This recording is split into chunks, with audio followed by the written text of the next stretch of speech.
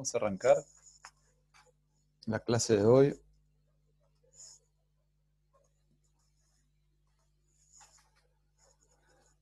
Perfecto. Bueno, entonces en esta clase vamos a continuar un poquito la idea de algunos puntos que estuvimos viendo la vez pasada y que vamos a ver que se encuadran dentro de un marco teórico de las ciencias de la información que se conoce como aprendizaje semisupervisado. Ahora vamos a tratar de entender un poquito por qué. Si recordamos, la vez pasada estuvimos tratando de caracterizar primero cómo es la estadística y el campo, digamos, de probabilidades de frecuencias de visitas de un caminante aleatorio sobre la red, ¿se acuerdan? Y eso lo hicimos planteando una ecuación de este tipo, que básicamente lo que describía era cómo evolucionaba la probabilidad de que un caminante, o sea, una persona ubicada espacio-temporalmente en algún lugar de la red, cómo es la probabilidad de visita de ese objeto a un nodo dependía con el tiempo, o sea, iba evolucionando con el tiempo, ¿no? Y la manera de evolucionar con el tiempo tenía que ver con, a partir de un campo de probabilidades inicial, que localizaba específicamente, en este caso, a la partícula, al caminante aleatorio en un nodo bien particular, el nodo S, como a través de aplicar esta matriz a la condición inicial, íbamos obteniendo sucesivamente la evolución de esta probabilidad de encontrar algún nodo. ¿Tá? Lo que habíamos hablado también la vez pasada es que podíamos utilizar esta idea para tratar de caracterizar entornos de ciertos nodos en particular que nos interese, que vamos a llamar nodos semilla, ¿no? Entonces, si nosotros empezamos nuestra caminata al azar de más de un sitio, y con probabilidad, supónganse un tercio tenía de empezar en cualquiera de estos sitios, ahora el perfil de probabilidades iniciales tenía 3 elementos no nulos y estaba normalizado de tal manera que la suma de los 3 sea 1. Entonces, lo que íbamos a obtener ahí era una progresión donde el campo que se iba estableciendo tenía que ver con, de alguna manera, la relación que tenían los nodos del grafo con las semillas que yo utilicé como condición inicial. ¿Sí? Y si yo mantenía la descripción para un tiempo, digamos, para caminatas cortas, lo que iba a recapitular era el entorno de la región donde se encontraban las semillas, ¿no? Podía capturar esas cosas, porque ya sabíamos que si dejamos evolucionar esto un tiempo grande, eventualmente íbamos a converger a una distribución que tenía que ver con el grado de los nodos, ¿no? Y perdíamos la información del inicio, ¿está bien? La información de la condición inicial, que posee mucha información, porque es la que da cuenta de el conjunto de semillas que a mí me interesa caracterizar. Entonces, este framework, digamos, de caminatas al azar nos servía para ver qué tan relacionado está cualquier nodo de la red con un conjunto particular de nodos semilla que yo elija y defina. Esto lo vimos con caminatas aleatorias, y hacia el final también les conté de una metodología que también de lo que se trata es de difundir información en la red, información inicial en cuanto, en este caso, ¿se acuerdan? Era la pertenencia de una proteína a una funcionalidad biológica. Y esa información de pertenencia a una proteína a una funcionalidad biológica la difundíamos por la red, generamos un campo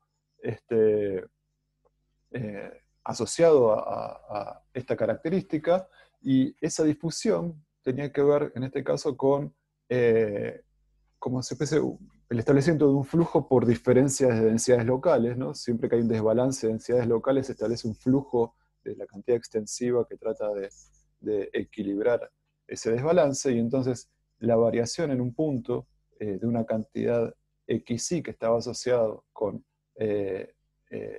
pertenecer a una categoría biológica, en este caso, evolucionado de manera tal de que sea, digamos, coherente con esta formulación, que lo que hace es establecer un flujo entre el positivo entre el nodo J y el nodo I, siempre y cuando la propiedad definida sobre el nodo J sea más grande que el nodo I, por lo tanto hay un desbalance, y el flujo que se establece, que va a incrementar cuánto va la variable X en Y, es proporcional a ese desbalance, ¿no? Es una especie de ley de Fick generalizada para en este caso la información que está montada sobre la red.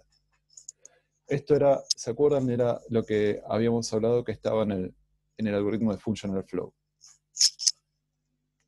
Esto es un poco lo que vimos la vez pasada. Entonces ahora quería un poco retomar desde ahí. Y entonces lo que estábamos diciendo, en definitiva, era lo que estamos pensando era un proceso difusivo. Hay cosas que difunden en la red, y lo que difunde tiene que ver con el campo X definido sobre los nodos, ¿verdad? Creo que no estoy encontrando el mouse. Ahí. Vale. Bueno, por alguna razón perdí el mouse. Ahí está. Entonces, el proceso difusivo consiste en que se establece un flujo entre el nodo J y el nodo I, y ese flujo es proporcional al desbalance de la cantidad de X medida en J y medida en I, ¿no? Y lo que sería C sería una especie de constante de difusión que da cuenta de la proporcionalidad en el flujo con el gradiente, si quiere.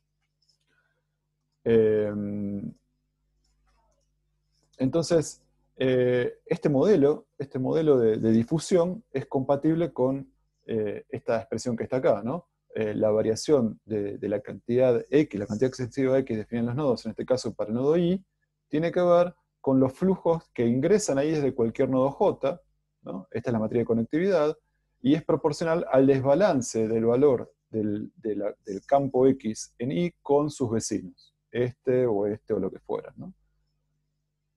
Y entonces, si uno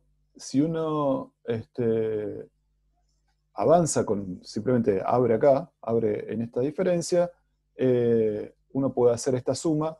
La diferencia es que acá está XJ y acá está XY, y como acá está XY, puede sumar sobre J acá, y sumar sobre J es simplemente sumar esta parte que está acá, y esto lo que da es la conectividad de I, o sea, el grado de I, el número de vecinos de I, ¿no? Entonces, esta expresión original se puede llevar a esta forma, y entonces tenemos un término, la variación de la cantidad de X en Y, crece con esta expresión, y decrece con esta otra, que da cuenta de cuánto flujo se pierde porque Y está conectado al resto, ¿no?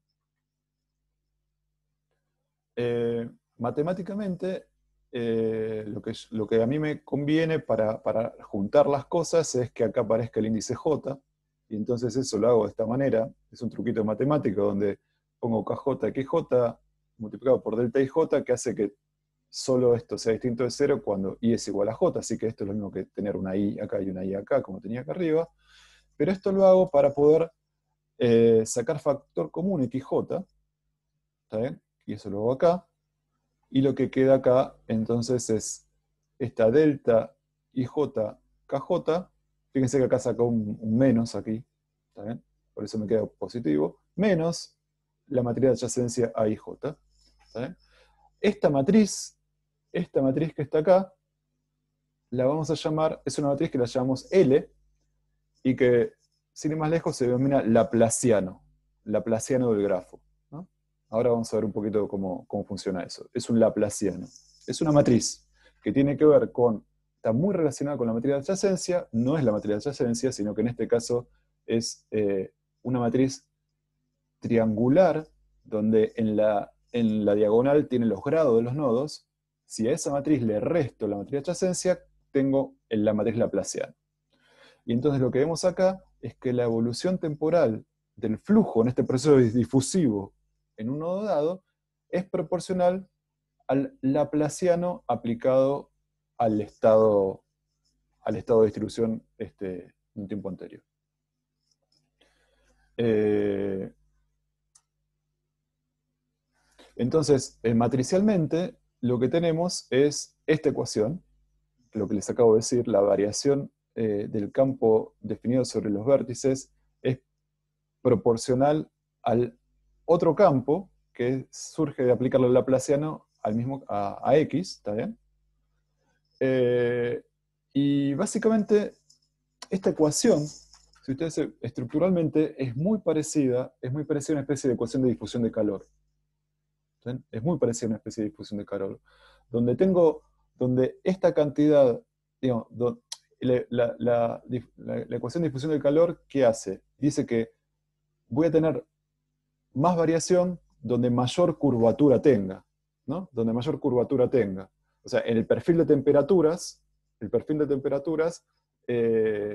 me va, o sea, si yo tengo una distribución inhomogénea, pero suave, va a haber regiones donde tenga mayor temperatura, digamos, va a ser como máximos de temperatura. Las regiones son máximas, son regiones donde el laplaciano, en este caso como es un máximo, es muy negativo, y eso hace que esas regiones, la variación de temperatura sea más grande, sea más rápida, y eso conduce a que la temperatura se homogeneice, ¿no? Cambie y se homogeneice. Eso es lo que me dice la ecuación de difusión de calor. Donde tengo mayor cobertura, mayor curvatura negativa, es donde tengo mayor decrecimiento. Bueno, lo mismo va a suceder acá. Vamos a ver qué va a suceder acá, porque lo que estoy comparando acá, ahora vamos a ver exactamente qué es lo que estoy comparando, pero acá más o menos se puede ver que lo que está capturando esto es la comparación del valor del campo con sus vecinos, ¿no? Es la comparación del campo con sus vecinos. Entonces, un nodo cuyos vecinos tengan todos valores mucho más bajos, lo que va a hacer va a disminuir su valor. Y un nodo donde tenga todos sus vecinos con campos más altos, va a aumentar su valor, ¿no? Es una ecuación de transmisión de calor, una ecuación de difusión. ¿Está bien? Esto es una ecuación de difusión y hace claro que podamos identificar a este operador discreto, esta matriz, con un operador laplaciano que opera en el continuo. ¿Está bien? Pero que en definitiva el operador laplaciano, como un operador en derivadas segundas, ¿qué hace? Compara el valor de una función en un lugar con sus vecinos, ¿no? Para tener una medida de curvatura, yo necesito comparar el valor de la función con sus vecinos. Bueno, la versión discreta es esto que está acá.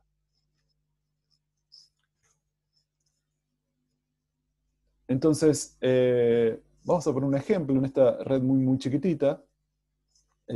Simplemente el operador es esta matriz que da cuenta de los flujos, es el laplaciano. Simplemente, es muy fácil de calcularlo, es una matriz D, que de vuelta es una matriz que tiene diagonal, que en la diagonal tiene los grados de los nodos. Si a esa matriz le resto la matriz de adyacencia, tengo el laplaciano. En este caso, por ejemplo, esta matriz, este grafo, tiene esta matriz de D, esta es la matriz D es esta que está acá, 2, 3, 2, 3, 3, 1, porque el nodo este tiene 2, el nodo 2 tiene 3 vecinos, el nodo 3 tiene 2, ¿no? Es esta que está acá.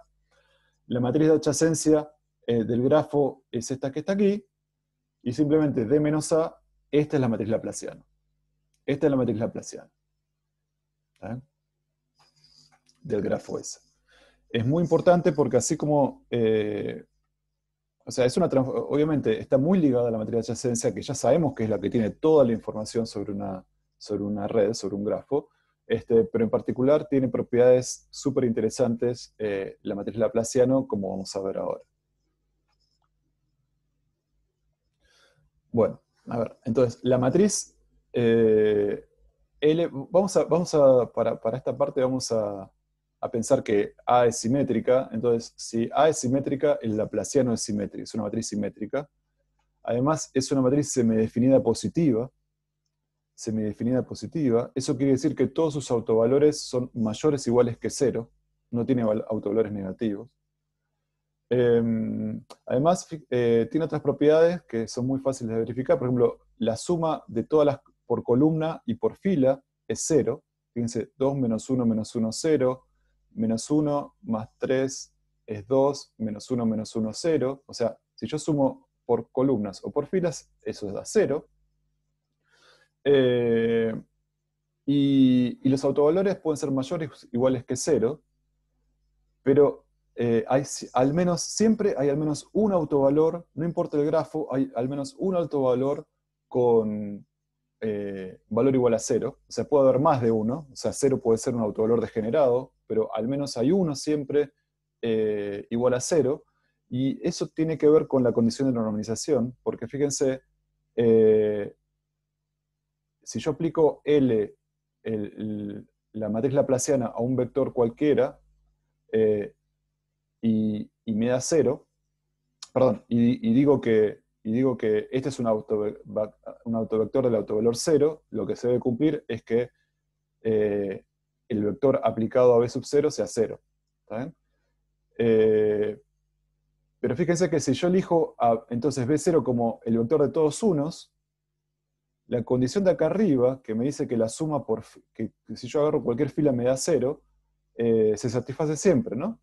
Entonces, si yo pongo el vector 1, 1, 1, 1 y lo pongo acá, y hago la multiplicación, lo que tengo es esto por 1, me da simplemente la suma de esta fila, esto me da la suma de esta fila, esto me da la suma de esta fila, y todo es cero por lo que vimos acá arriba.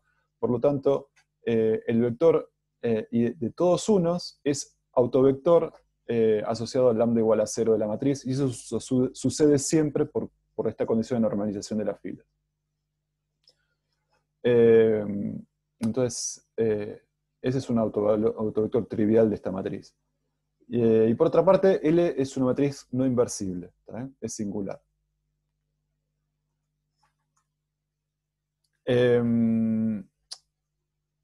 Entonces, siempre existe un autovalor igual a 0, asociado al autovector 1, 1, 1, pero puede haber más de un autovalor igual a 0, o sea, de estos n puede haber más de uno igual a 0.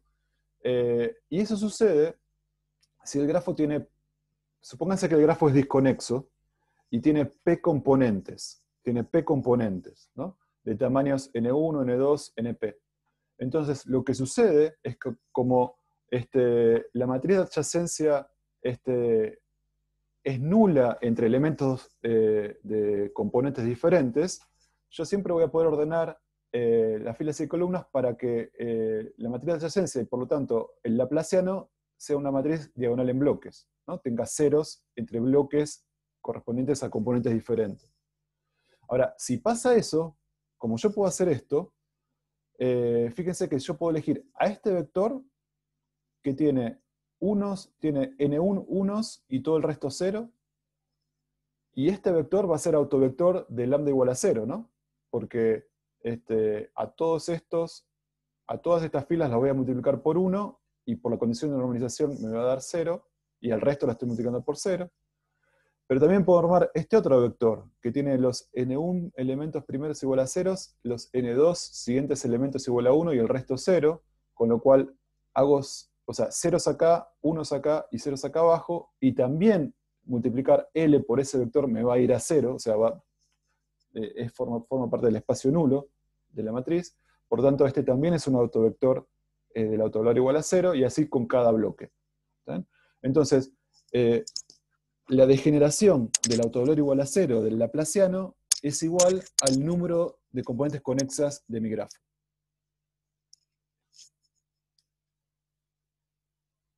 Bueno, vamos a ver que hay más de un laplaciano. Este laplaciano en particular se conoce como el nombre del laplaciano combinatorio. ¿Está bien?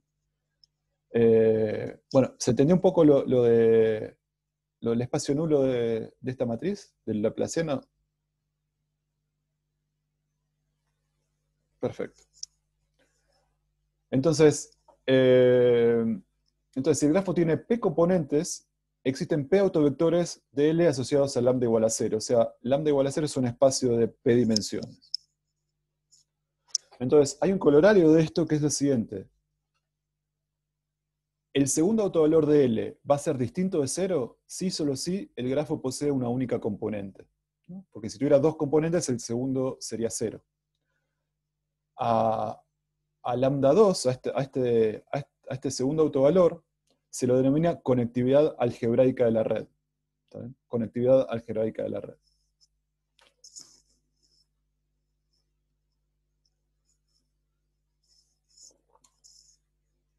Bueno, entonces, como yo les digo, la matriz laplaciana, si bien es una transformación media pavot, por ejemplo, en laplaciano combinatorio es una transformación media pavota de la matriz de adyacencia, eh, tiene muchísimo significado, como pudimos ver en el slide anterior, físicamente hace sentido, es la contraparte discreta de un operador laplaciano, de una derivada segunda, pero también el espectro de esta matriz, o sea, el conjunto de autovectores y autovalores, tiene mucha información metida. Ya vimos una, que es la degeneración del espacio nulo, la degeneración o sea, la dimensión del espacio nulo, o sea, la degeneración del autovalor igual a cero. Pero si nos planteamos el problema de autovectores completo, del laplaciano, ustedes saben que esta es una matriz, el autovector iésimo de esta matriz es un autovector tal que si le aplico la matriz, obtengo el mismo autovector multiplicado por un escalar, ¿no? Y esto, acuérdense que cuando estamos hablando de autovectores en el contexto de redes, son funciones definidas sobre los nodos, ¿no? Y en este caso, como yo les digo, esta phi sub i, o sea, los autovectores del laplaciano, definen un campo escalar sobre el grafo. Entonces yo me puedo preguntar, bueno, ¿qué propiedades tienen los autovectores? O sea, si yo mido, calculo los autovectores y dibujo con un código de colores o con barritas, ¿qué pinta tienen esos autovectores? O sea, esos campos. ¿Qué pinta tienen esos campos sobre la red? Entonces, para ver eso, consideremos este grafo muy simple que tiene dos componentes. La primera componente de 1, 2, 3, 4, 5 elementos, y la siguiente, bueno, de todos estos. ¿Está bien? Y calculemos, y les voy a mostrar cómo queda el espectro de autovectores para este grafo en particular.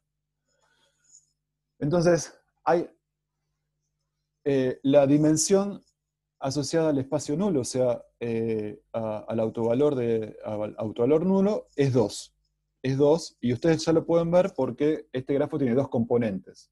¿Está bien? Entonces, hay dos autovectores asociados al lambda igual a 0, como vimos la vez pasada, en la transparencia anterior.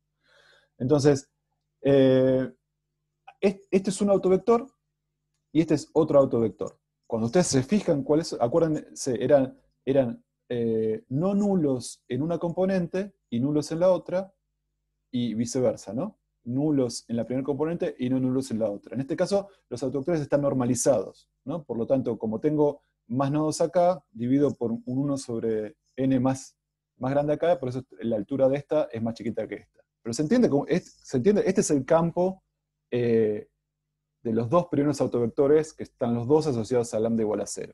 ¿Estamos de acuerdo?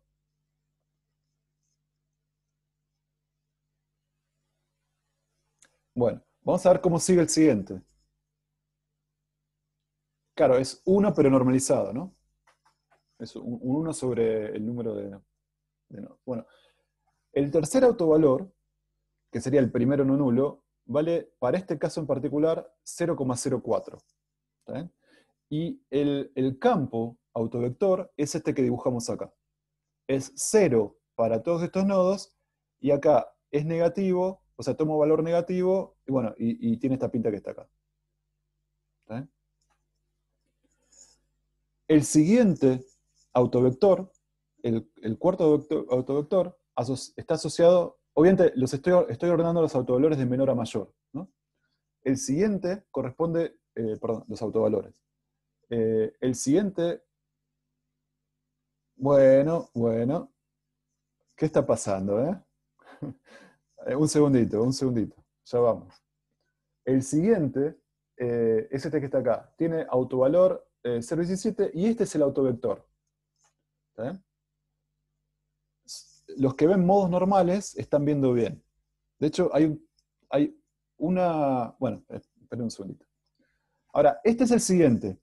Este es el siguiente autovalor, y el autovector asociado es 0 de este lado, y para acá es el modo más bajo, digamos, de la primera componente. ¿Está bien? Bueno, este es el resto de los espectros. Este es el espectro completo. Este es el espectro completo. Entonces, fíjense que lo que estamos teniendo acá es una familia de autovectores, o si quiere, una familia de campos definidos sobre los nodos, que es muy reminiscente a ¿qué? A una cosa que ya en física apareció varias veces, que tiene que ver con funciones armónicas, ¿está bien? Y con una descomposición en modos de Fourier. Entonces, hay una analogía muy estrecha, todo lo que estamos viendo ahora es una parte que es súper interesante, porque es la contraparte discreta de lo que ya vimos cuando laburamos en continuo sin saberlo, digamos, cuando usamos operadores diferenciales. Los operadores diferenciales están definidos como operaciones en determinados puntos del espacio, involucran al punto y a su entorno, o sea, al punto y a su vecindad. En el contexto de los grafos, quiere decir que están definidos sobre nodos y sobre nodos vecinos. Pero el concepto de vecindad en un grafo es un concepto discreto de vecindad, porque yo no tengo un continuo, no tengo una bola centrada en el grafo, ¿no? Tengo discreto, en direcciones concretas tengo vecinos, ¿está bien? Y además el entorno es diferente a cada nodo. Pero hecha esta salvedad, hay toda una analogía que es súper interesante entre lo que uno ya sabe que tiene que pasar para, para el caso de operadores en el continuo y estos operadores en el discreto que aparecen en el contexto de lo que estamos hablando ahora, ¿no? Entonces, en este caso en particular, lo que estamos teniendo es que hay un operador que es súper importante, ese operador introduce entonces una familia de autofunciones o campos definidos que es muy parecida a la que ya vimos en otras materias de la carrera. Entonces, lo que es interesante también es que esta familia de funciones definidas sobre los nodos o de campos escalares sobre el grafo puede ser utilizada como una base en la cual definir a cualquier campo sobre el grafo. O sea, yo combinando estas cosas, estas funciones, con distintos pesos, puedo construirme cualquier campo sobre el grafo. ¿Está bien? Es una base con la cual construir cualquier campo sobre el grafo, porque, digamos, me explora completamente el espacio vectorial, en este caso discreto asociado al grafo. Entonces, cualquier campo lo puedo escribir como combinación lineal de estos autovectores. ¿Saben? Forman una base. Y además, lo que vemos acá es que los autovectores asociados a autovalores de valores más bajos son siempre los responsables de las frecuencias más bajas, ¿no? En este caso, este es un lindo ejemplo porque es medio capcioso en el sentido de que estoy usando un grafo, pero le estoy dando una forma lineal de tal manera de recuperar la idea de un continuo, ¿no? Pero en realidad, en un grafo donde tengo vecinos por todos lados, a veces no es tan evidente esto, pero lo que sí es claro es que los autovectores de bajo índice están asociados a campos más suaves definidos sobre el grafo.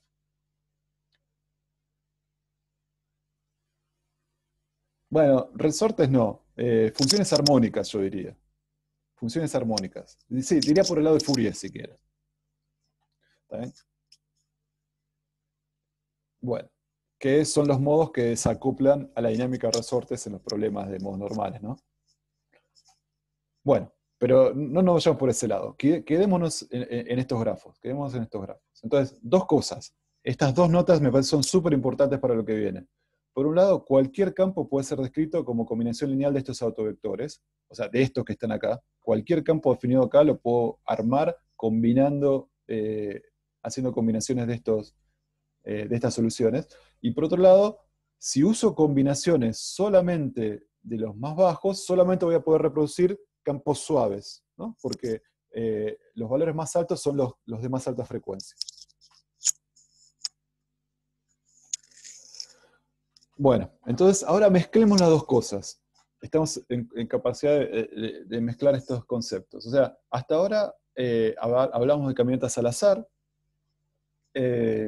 donde lo que estamos difundiendo, estamos encontrando una expresión que nos daba cuenta de la dinámica temporal de la probabilidad de encontrar a un caminante en un dado nodo a un dado tiempo, ¿no?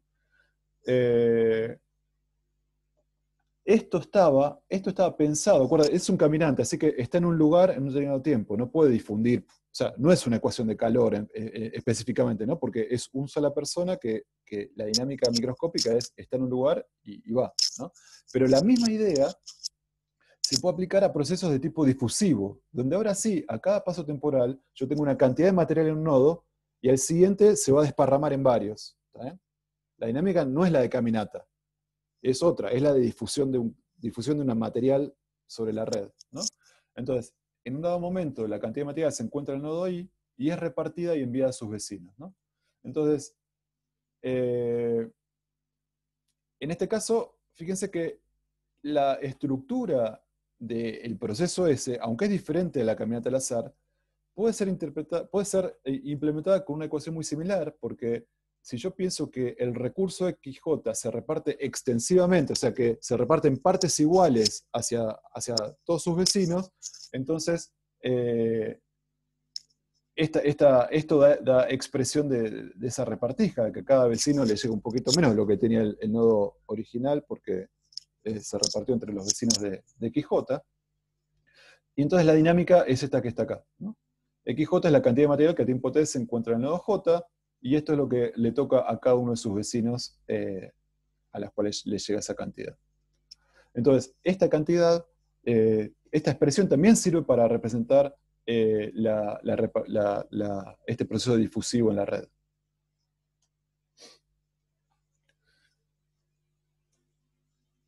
Entonces, así es como varía, y ahora lo que yo quiero es ver justamente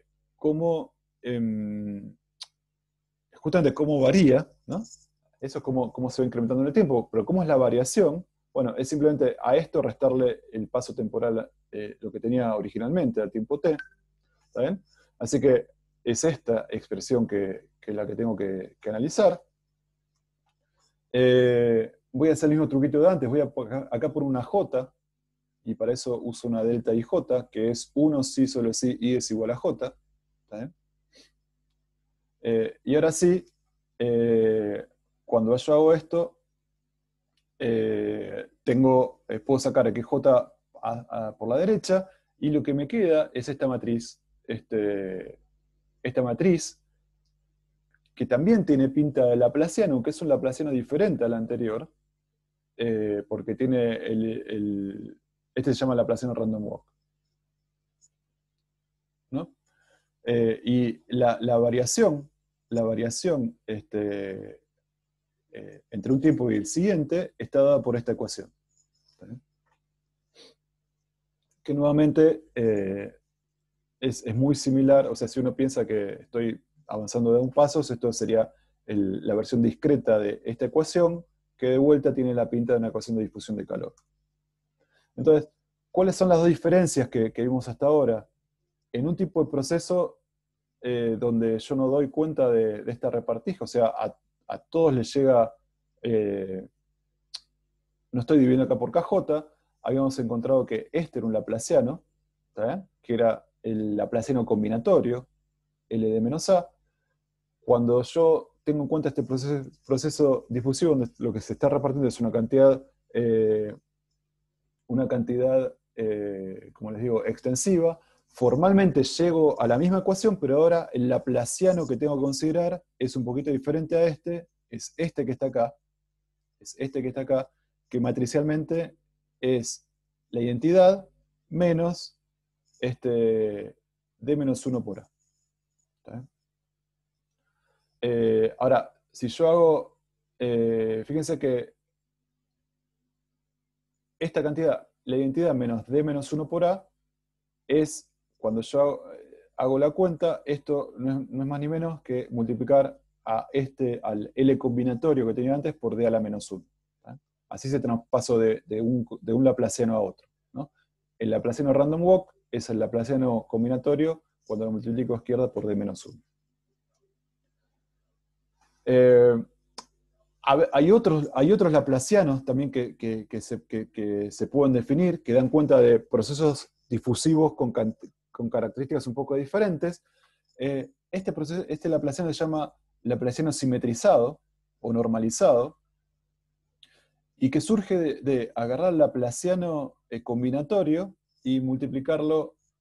Fíjense que el laplaciano random walk era multiplicar por d a la menos 1 izquierda el laplaciano combinatorio. Este es agarrar el laplaciano combinatorio y multiplicarlo a izquierda por d a la menos 1 medio y a la derecha por d a la menos 1 medio. ¿Esto qué significa? Significa dividir por el grado. Acuérdense que D era una matriz que en la diagonal tenía los grados.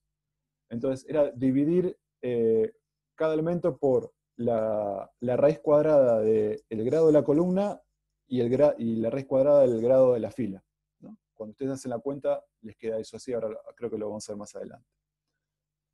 Ahora, bueno, entonces esta es la expresión de la laplaciano simetrizado. ¿Está bien?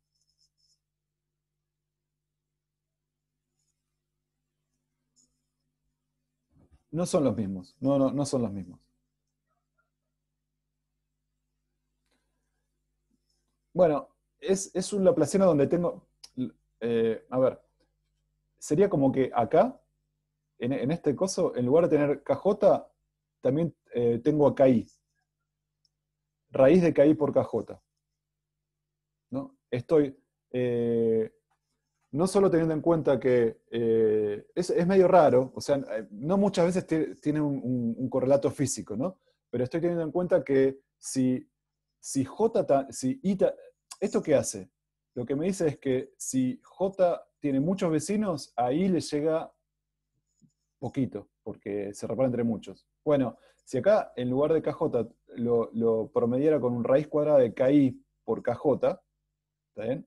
Raíz cuadrada de KI por KJ, que sería esto que está acá.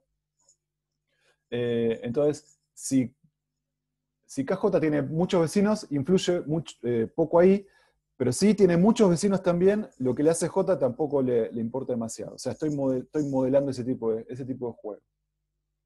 ¿Está bien? No sé si hay un proceso físico específico para eso, pero en términos de flujo de información, yo podría querer modelar ese tipo de efectos. ¿Está?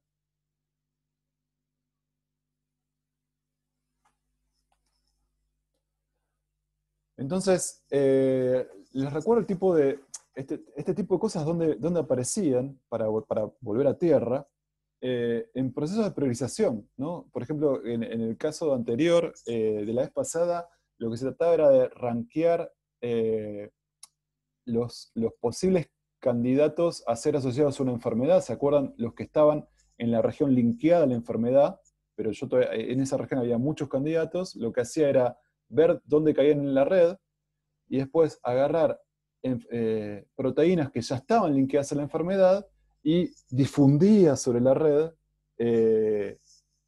un campo que tenía que ver con la asociación de una dada proteína a la enfermedad, lo difundía por la red partiendo de las semillas y me fijaba cuánto le llegaba a los genes candidatos, ¿no? A los que quería rankear. Ahora, esa manera de difundirla puedo hacer de muchas maneras, ¿está bien? Para propagar este sentido de pertenencia. ¿No? Functional flow podía ser una, random walk, que vimos la vez pasada, podía ser otra. Y para modelar eso puedo usar también distintos laplacianos, como vamos a ver ahora. ¿Está? Porque lo podemos pensar también como un proceso no como una caminata al azar, no como caminatas al azar, sino como procesos de difusión con fuentes. Las semillas serían las fuentes, sería donde yo inyecto este sentido de pertenencia al conjunto asociado a la enfermedad. Y después eso va difundiendo por la red y llegando a los distintos lados, ¿no? Y de ese proceso me va a quedar un perfil donde voy a poder identificar a buenos candidatos. Bueno, entonces para rankear es sumamente interesante y utilizado el hecho de difundir información sobre la red, y se puede hacer, como vamos a ver ahora, y como les fui contando, de muchas maneras.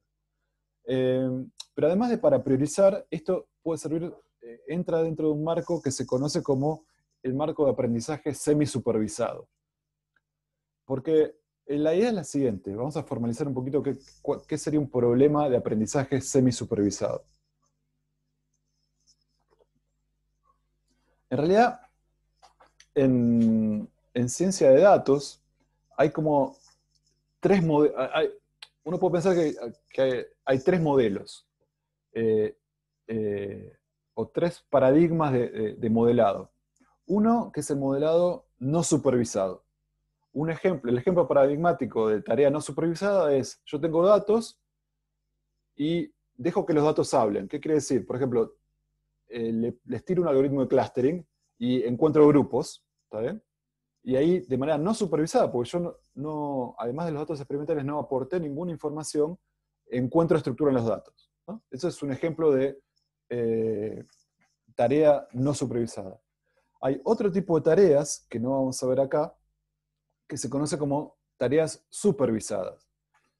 Las tareas supervisadas tienen que ver básicamente con problemas de clasificación. Yo tengo datos y sé que un conjunto de datos son de tipo A, otro conjunto de datos son de tipo B, los etiqueto, y ahora en base a esas etiquetas trato de adivinar, bueno, un dato que todavía no vi, si es de tipo A o de tipo B, lo clasifico, o el grupo A y el grupo B. ¿Está bien? Eso se llama supervisado porque yo de afuera digo al principio quiénes son el tipo A y el tipo B, y aprendo a diferenciarlos, aprendo a tirar una separatriz o un plano, un hiperplano, que me deje de un lado un tipo de cosas y de otro tipo de cosas, y cuando venga algo nuevo me fijo de qué lado cayó. Eso se llama aprendizaje supervisado. Lo que les voy a contar ahora tiene que ver con aprendizaje semisupervisado, que está en el medio de las dos cosas. Es otra tarea. No dejo simplemente que los datos hablen, tampoco me conformo con un problema de clasificación, sino que lo que tengo es información parcial asociada a un subconjunto de nodos.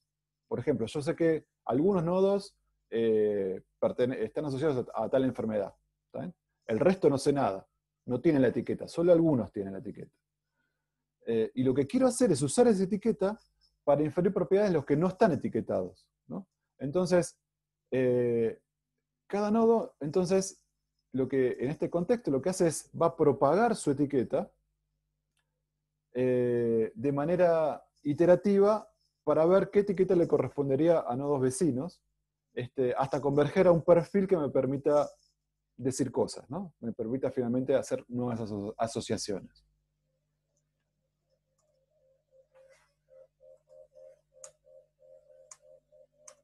Bueno, entonces, cuando uno quiere ver las aplicaciones de esta idea de aprendizaje semisupervisado, se puede aplicar a varias cosas. Una es el problema, como yo les digo, el que vimos anteriormente, de priorización. O sea, yo tengo de todos estos nodos, sí, la diferencia con el problema supervisado es que el semisupervisado es un problema cerrado. O sea, yo no quiero armarme un modelo para cuando venga una nueva muestra, eh, meterla de un lado al otro. Yo tengo todos los datos y quiero etiquetar los que no tengo etiquetados. ¿Está bien? Entonces, en este problema de priorización, acuérdense, yo pongo etiqueta 1, por ejemplo, a estos dos, que sé que pertenecen a uno, y ahora quiero ver cuáles de todos estos podrían también pertenecer al mismo grupo. Entonces tengo L nodos etiquetados con valor 1 y N menos L nodos con valor 0, y quiero entonces buscar nuevos candidatos para asociar con la etiqueta 1. Eso es lo que vimos con el problema de asociación gen-enfermedad. También puedo usar esto como para hacer una especie de regresión. ¿Está bien? ¿Qué significa? Imagínense que hay un campo, hay un campo real definido sobre el grafo, y yo no tengo todos los valores, pero yo sé que acá vale 2, acá vale 2,3, acá vale 0,8 y acá vale 1. Bueno, ¿cuánto valdría en el resto? ¿Está bien? Es un problema de regresión acá. Tengo L nodos etiquetados con valores reales y N menos L nodos con valor 0 que todavía no conozco. ¿Está bien? Y la idea acá es encontrar este campo definido sobre la totalidad de los nodos a partir de la información parcial que tengo sobre alguno. ¿Está bien? Y el otro problema es un problema de clasificación, pero en el ámbito no semi-supervisado, que como les digo, la diferencia está en que no busco describir cosas que van a venir. O sea, no es que, sino que lo que busco es, dado mi set de datos, poder asignarle una etiqueta o un valor a los que ya tengo. ¿Está bien? Y en este caso yo tengo, por ejemplo, grupo 1 y grupo -1, y quiero ver este nodo y este nodo a qué grupo pertenecen, este nodo, este nodo, este nodo, este nodo también a qué grupo pertenecen. ¿Bien? Lo que es esperar es que estos pertenezcan al grupo rojo, esto es al grupo azul, y este, bueno, no sé, al grupo rojo también porque está muy cerquita de esto, ¿no?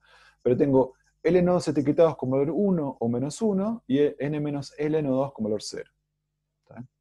Entonces, en todos estos tipos de problemas de priorización, de clasificación o de regresión, a mí me va a interesar cómo difundir sobre la red el campo parcialmente conocido para poder recuperar información sobre lo que no conozco.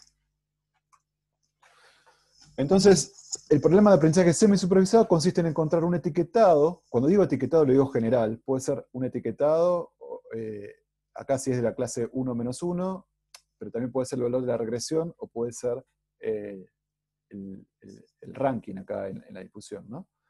Pero ese campo tiene que ser consistente con el etiquetado inicial.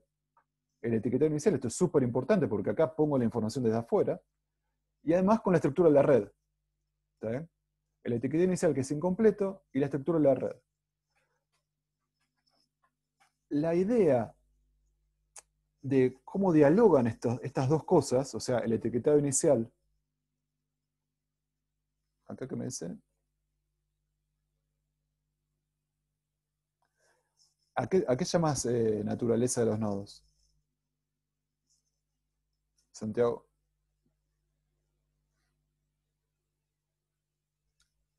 Bueno, no, justamente el coloreado acá es la información externa, esa es la que tenés. Lo que no está coloreado es porque no sabes nada, y vas a utilizar la estructura de la red para inferir cosas nuevas a partir de lo que sabes desde afuera, pero ya sabes desde antes, el coloreado. ¿Está bien? Entonces, el etiquetado inicial es información externa, y después la estructura conectiva en la red la vas a usar para inferir esa propiedad asociada a los nodos que todavía no está caracterizado. Y básicamente, si yo les pregunto a ustedes, o sea, la razón física por la que, o sea, lo que estoy haciendo acá, ¿qué cosa de la red voy a utilizar? Bueno, voy a utilizar una especie de hipótesis de continuidad, de smoothness, de suavidad, ¿está bien? Que básicamente en criollo quiere decir que cosas cercanas a donde ya sé, y yo voy a esperar que difieran poco. ¿Está bien? Algo que está muy cercano, este vale 2,2, este vale 2,3, y este posiblemente valga, qué sé yo, 2,2, y este vale a 2,23, qué sé yo. Y este valga 0,9, ¿no? Entonces, la estructura de la red va a poner en juego esta hipótesis de que las cosas, los campos tienen que variar suavemente. Tienen que variar suavemente. Entonces, si yo sé información sobre un nodo, la hipótesis de smoothness, o de la asunción de una variedad suave, manifold assumption, hace que yo pueda transferir el conocimiento de que acá hay un 1 y este va a estar cerquita. Como está cerquita, no puede ser muy diferente a este. ¿Se entiende? Entonces, eso es lo que está detrás de la ganancia de conocimiento que surgen de estos procesos de difusión.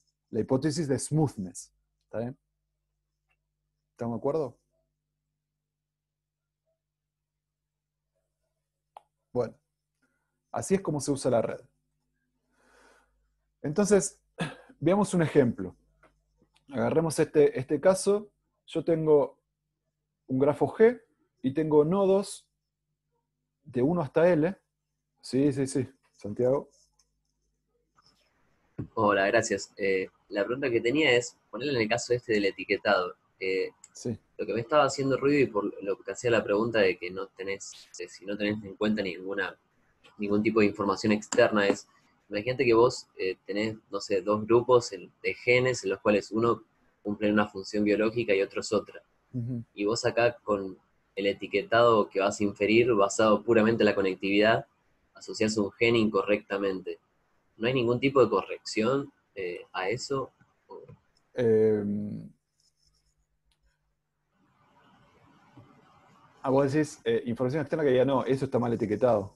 Claro, por ejemplo, porque acá nada más estamos hablando de la conectividad, entonces me llama la atención eso, de que no hay No, ningún chequeo del resultado. no, o sea, primero, este es un problema de dos grupos, ¿no? Si tuvieras o sea, si tuvieras, suponete, tres funciones, cuatro funciones, cinco funciones, 10 funciones, en realidad lo tenés que plantear como un problema multiclase, ¿no? Entonces, en un problema multiclase tiene otro abordaje. O sea, en lugar de pertenecer o no pertenecer a una clase, vos podés pensar que a cada nodo está asociado un vector, y lo que propagás es ese campo vectorial sobre el nodo, que va a hacer que cuando una función tome valores altos, las otras tomen valores bajos, supuestamente. Y te van a mantener entonces una corrección compatible con la topología también. Pero como vamos a ver más adelante, vos podés meter información, podría llegar a meter información adicional, porque vamos a llevar este problema a un problema de optimización. Y en un problema de optimización vos vas a tener una función de costo y vas a poder penalizar distintas cosas con distintos términos, ¿no? Con distintos multiplicadores de Lagrange. Así que se puede hacer tan complicado como quieras. Ah, genial, genial. Empezamos acá con lo básico, y obviamente se puede complicar y meter más información. Perfecto, gracias. Pero por ahora, la información, por ejemplo, en este tipo de problemas, es, estoy hablando de una única propiedad y estoy diciendo, hay algunos nodos que la tienen y otros nodos que no la tienen. Estoy seguro que estos dos la tienen, estoy seguro que estos dos no la tienen. ¿El resto qué onda? ¿Bien? Entonces quiero clasificar a todos los nodos en, ¿tienen la propiedad o no tienen la propiedad? Punto. Entonces, acuérdense, tengo L nodos etiquetados, L es de label.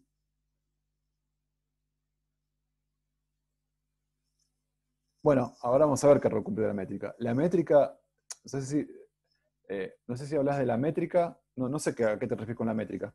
Julián.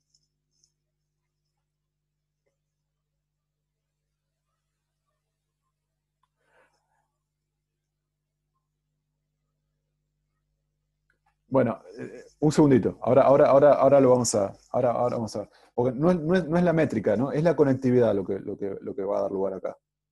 Es la conectividad. Por eso quería preguntarte a qué te referías. Espera un segundito y si no me vuelves a preguntar. Bueno, entonces, en este ejemplo, tengo 4 nodos etiquetados, o sea, L es igual a 4. La letra L es del inglés label. ¿Saben? Y del nodo 5 en adelante, todos tienen valor 0 porque no están etiquetados. Entonces, yo voy a reordenar los nodos en las cuentas que siguen. Voy a poner adelante todos los etiquetados y atrás todos los que no son etiquetados. Entonces voy a hablar de un vector I de etiquetas, de estimación de etiquetas, donde voy a hablar primero de los L elementos y después del resto, ¿no? De los N-L elementos, de los que no estaban etiquetados originalmente. Voy a inferir estas cosas para todos, para todo el grafo. ¿Está? Pero distingo lo que pasa con estos 4 con lo que pasa con el resto, ¿no? L es label, U es de unlabel. Bueno, entonces hay un algoritmo muy sencillo que se llama de propagación de etiquetas, de label propagation, ¿no? Entonces, lo que se trata es lo siguiente. Primero, bueno, computo la matriz de adyacencia, que acá la voy a llamar W, en lugar de A la llamo W. Eh, Después computo la matriz diagonal D, que era la matriz esa que en la diagonal tenía los grados de cada nodo, ¿no? En la diagonal, el elemento II es los grados de cada nodo, o si fuese una matriz pesada, sería el strength de cada nodo. ¿Está bien? Sumo sobre los pesos aledaños. Y con estas dos matrices empiezo. Lo primero que hago es inicializo el vector de estimación de etiquetas. A tiempo igual a 0 es la información inicial, por lo tanto son las etiquetas iniciales, las i sin sombreritos son las reales, son las que doy afuera. Tengo desde la i1, 2, 3, 4, son las 4 etiquetas estas, las L etiquetas, y el resto 0, porque no sé nada. Esta es la condición inicial, la que tengo acá. Y ahora voy a iterar, voy a difundir esta información sobre la red, y para eso lo que voy a hacer es aplicarle este operador. Ya a esta altura ya deberíamos ver que este operador, ¿qué hace? Reparte la información de cada nodo dividiéndola por el grado, ¿no? Es el de siempre, ¿no? Y entonces así avanzo en un tiempo al estado del estimador de etiquetas, ¿no? Ahora, hago esto, y este algoritmo propuesto por Su en el 2002, lo que hace es, a los elementos sub L, o sea, a la parte etiquetada, la fuerza a que tomen los valores iniciales. O sea, es como que reinyecto los valores iniciales, ¿no? Porque al hacer esta primera iteración, puede ser que acá tenga un valor más bajo, menos 0.8, por ejemplo, ¿no? Entonces lo que hace esto es, hace este paso y a los que estaban marcados les pone el valor inicial. Es como que reinyectan. Y así itera hasta la convergencia, hasta que esto no evolucione, hasta que se cree un campo que cambie muy poquito. Y la etiqueta entonces del nodo i va a resultar, como yo tengo categorías positivas y negativas, va a resultar el signo de estas etiquetas asintóticas. ¿Saben? Ese es el algoritmo que se conoce como label propagation. Entonces, ¿dónde usé la red acá? Y la usé acá para repartir, ¿no? Para repartir las etiquetas, ¿no? Entonces, el rol de la red en realidad es a través de la matriz de adyacencia, no de una métrica, sino de la matriz de conectividad.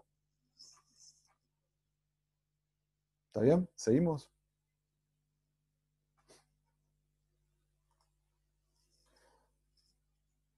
Bueno, vamos a avanzar un poquito. ¿Quieren hacer un intervalo ahora o les cuento el algoritmo 2? No sé qué tanto ruido tiene en la cabeza.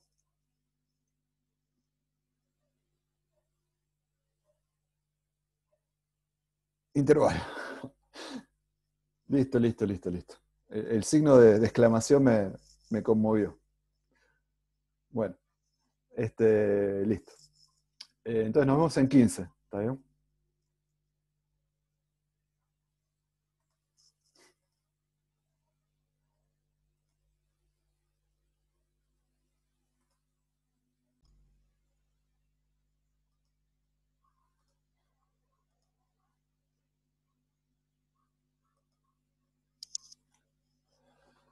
Bueno, ¿estamos ahí?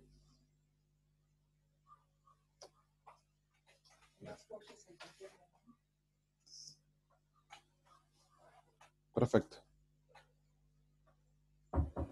Bueno, entonces, vimos un primer algoritmo de propagación de etiquetas, muy simple, como el que vimos acá.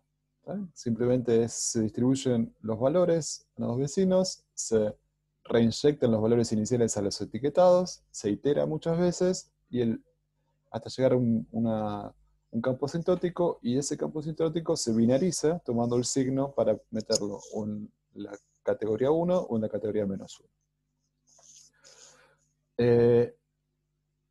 Básicamente esto es lo que quiero que se acuerden, cómo se distribuye acá el campo inicial, a través de la matriz de conectividad, normalizada por el grado de columna, ¿no? Por columna. ¿Vale? Entonces, ahora les planteo un algoritmo 2, que es una pequeña modificación, que puede parecer un poquito más complicada, pero va a tener que ver con lo que vamos a ver en unos minutos. Empieza igual, se computa la matriz de adyacencia, y se fija, se sacan los loops que hubiera, los loops de un paso, digamos, que esto se suele hacer por una cuestión de que los resultados parece que son más robustos cuando se hace esto, no funciona mejor. Y después hay como dos parámetros en este modelo. Un parámetro es epsilon y otro parámetro es mu. Mu puede tomar valores entre 0 e infinito. En realidad se suele usar alfa para setear a mu. Alfa entre 0 y 1 hace que mu se mueva entre 0 e infinito. Mu es un parámetro, epsilon es otro parámetro. Y se calcula una matriz diagonal, que no es la matriz de D que veníamos trabajando, sino que es la matriz D multiplicada por un factor mu, a la que se le suma un ruidito, un mu por epsilon, y además se le suma una matriz también diagonal, que se llama IL, donde esta matriz diagonal tiene, todas las diagonales tienen 1 en los primeros L elementos, y 0 en el resto, ¿no? Es una matriz diagonal, pero su diagonal solo tiene unos en los primeros L elementos, ¿no? L es una matriz diagonal con unos en los primeros L elementos y 0 en el resto. Esta matriz A se define de esta manera, a partir de D, de I y de un ruido mu epsilon. Bueno, entonces, ahora sí, ¿cómo es el proceso de iterativo? Bueno, empiezo nuevamente con la inicialización con los datos que traigo, o sea, las categorías iniciales. Los L primeros elementos aparecen con los valores correspondientes, unos o menos unos, y el resto 0. Y ahora voy a iterar esta convergencia, pero lo itero de esta otra manera, fíjense. Voy a distribuir según la conectividad, pero también voy a agregar en cada paso la información inicial mezclada con la distribución, o sea, cada nodo inicial va a recibir su propio input en cada iteración, y a todo esto lo normalizo, lo divido por A, donde A, acuérdense, era esta matriz, por los elementos de A, que eran esta matriz diagonal, donde tenía la normalización tipo D, pero también tenía algunas modificaciones. Pero básicamente entonces estoy distribuyendo, reinyectando para los nodos etiquetados el valor original y normalizando con A, ¿no? Itero hasta que esto converja, ¿está bien? Y la etiqueta va a resultar de vuelta, los positivos van a ser los que tenían signo positivo y los negativos, la categoría roja va a ser los que tenían signo negativo. ¿Está bien? Esto que está acá, esta ecuación, se las escribo acá. Fíjense, acá tengo W por I, que es esto que está acá, más la condición inicial. Saqué factor común mu, de acá, saqué factor común mu. Por eso acá no aparece mu, y acá aparece un 1 sobre mu. ¿Está bien? Saqué factor común mu. Y la parte, este factor que está acá, tiene que ver con los elementos de la diagonal de este tipo, donde aparece el elemento 1 si I es uno de las etiquetas, o sea, I es menor que L, ¿está bien? Después, D, que era, ¿se acuerdan? La matriz diagonal que tenía las intensidades o el strength o los grados de cada nodo en la diagonal, que es esta que está acá, y el ruido epsilon, ¿no? Donde también saqué factor como mu y lo saqué de arriba y abajo, ¿no? Entonces, esto que está acá es esta expresión. Que difiere un poquito si el nodo que estoy analizando es de los etiquetados o no, ¿no? Porque si es de los etiquetados, esto tiene esta pinta, ¿está bien? Tiene esta pinta, fíjense que para los etiquetados I es un 1, la matriz, o sea, esta parte que está acá es un 1, si el nodo iésimo es el etiquetado, y por lo tanto aparece un 1 menos mu. Y si no, si el nodo es uno de los que no están etiquetados inicialmente, o sea, I es mayor que L, este término no aparece porque acá hay un 0, ¿está bien? Y también el valor de I inicial es 0, por lo tanto, esto tampoco aparece. ¿Sí? Entonces, esta es la regla para los nodos etiquetados inicialmente, y esta es la regla de update para los nodos que no están etiquetados inicialmente. Pero básicamente es una repartija de valores, solo que normalizada de una manera un poco distinta a la anterior. ¿Cuáles son las diferencias, básicamente? Bueno, este algoritmo en particular se fija, por definición, digamos, los eventuales elementos de la matriz de adyacencia diagonal que no sean nulos se los fijan a 0. Además, se permite acá que los valores estimados para los nodos con etiquetas iniciales sean distintos de los valores iniciales. Fíjense que en el caso anterior, cada iteración volvía a fijar los valores iniciales. Acá no hago eso. Acá pongo la información del etiquetado adentro de la iteración, pero puede ser que la iteración asintóticamente haga que el valor de i estimado para un nodo etiquetado sea distinto de 1 exactamente y de -1 exactamente. Y además considero un valor epsilon acá, que es el que habíamos puesto acá. Aparece epsilon en esta normalización, y esto lo que hace es evitar que cuando estos elementos son muy chiquititos, esto se haga inestable, o sea, esto tienda a 0 y todo esto toma valores muy grandes, ¿no? Este epsilon tiene el efecto ese, se llama un término de regularización, para evitar que aparezcan números muy chiquititos acá abajo y que hagan que estos números sean muy inestables. O sea, se amplifiquen muchísimo pequeñas variaciones. Entonces, este es el algoritmo 2 de Level Propagation. Y el último que les quería contar es muy similar al primero. Bueno, tiene elementos de los dos. La matriz adyacencia nuevamente se quita la diagonal. Se computa la matriz D de grados o de strength de nodos en la diagonal.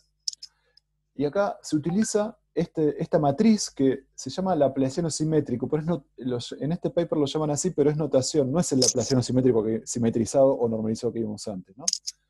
Se obtiene a partir de la matriz de adyacencia multiplicando izquierda y derecha por d a la menos un medio. ¿Sí? Bueno, esas son las matrices que voy a usar. Inicializo con el vector de etiquetas inicial, elijo un parámetro entre 0 y 1, y voy a iterar esta convergencia, esta ecuación. Aplicarle este operador matricial. Acuérdense, ¿este operador qué es? Es la matriz de adyacencia normalizada por el grado de fila y grado de columna. Raíz cuadrada de grado de fila, grado de columna. ¿Está bien? Esto que está acá. Así distribuyo el valor del campo a sus vecinos, pero además sumo los valores iniciales que tenían la información del etiquetado original. ¿Está? Y eso, el peso de cada término lo manejo con alfa, que es un parámetro que va entre 0 y 1. ¿Está? Itero hasta convergencia, entonces es como que este término es el que hace difundir, y este término es el que reinyecta en cada iteración los valores originales. Entonces es una especie de difusión con fuentes, ¿está bien? Como en el caso anterior. Y la etiqueta, después de cuando llego a una convergencia, resulta de tomar el signo a los valores que fueron propagados, ¿no? Entonces fue difundiendo y después tomo el signo. ¿Estamos de acuerdo por ahora?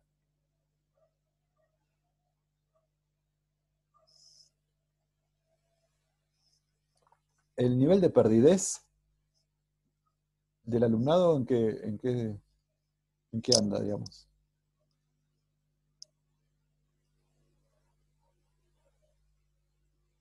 Más o menos. Ay, ay, ay. Bueno, acuérdense que lo que estoy haciendo es difundir cosas, ¿está bien? Después miren con cuidado cómo estoy usando, pero básicamente siempre estoy haciendo eso. Con estos términos, cuando yo multiplico por la matriz W, estoy haciendo la combinación lineal que hace que a un nodo le lleguen las cosas de sus vecinos. Y lo que está pasando es que estoy normalizando de distintas maneras. ¿Está bien? Tranquilicen, después lo ven más en tranquilidad. Entonces, bueno, lo que vi hasta ahora son heurísticas, ¿no? Y como son heurísticas consistentes con la idea de que lo que estamos tratando de hacer es encontrar un campo de etiquetas o ¿cómo se llama? De regresión o lo que fuera, que sea consistente con los valores iniciales, que son incompletos, obviamente, lo tengo para algunos nodos, y también con la estructura de la red, ¿no? Entonces, les voy a mostrar una manera, al margen de esos algoritmos. Los tres algoritmos que vimos antes se llaman de Level Propagation. Ahora vamos a ver otra manera de enfocar esto, que me pareció divertida, que es la siguiente. Yo quiero respetar estas dos condiciones. quiero que el etiquetado inicial se respete, o sea, los nodos que están etiquetados quiero que al final me queden consistentes con lo que les puse al principio, y quiero que después las cosas sean consistentes con la estructura de la red. Son estas dos premisas. Entonces, ¿cómo cuantifico la primera premisa? Consistencia con el etiquetado inicial. Bueno, sea I el estimador de etiquetas, suponete, el estimador de los campos. Voy a tener como siempre los L primeros son los elementos que tenían etiquetados originalmente, y acá serán los valores a los que llegué en el campo convergido para ellos, y después vienen los no etiquetados originalmente. Entonces, esta cantidad, esta expresión, da cuenta de la consistencia con el etiquetado original, porque es, fíjense, para los L primer elementos de I, o sea, son los que ya sabía la etiqueta, voy a pedir, esto mide qué tan diferente es la etiqueta inferida de la etiqueta original. ¿Está? Esta especie de error cuadrático medio me dice qué tanto respeté el etiquetado inicial para los L elementos. ¿Estamos de acuerdo? Entonces, una manera de cuantitativamente ser consistente con el etiquetado inicial es monitorear cuánto vale la norma de esta diferencia entre el vector inferido para aquellos nodos de los cuales poseía información previa. Cuánto me alejé al final de eso me dice que también cumplí con que el etiquetado inicial se respete. ¿Está bien?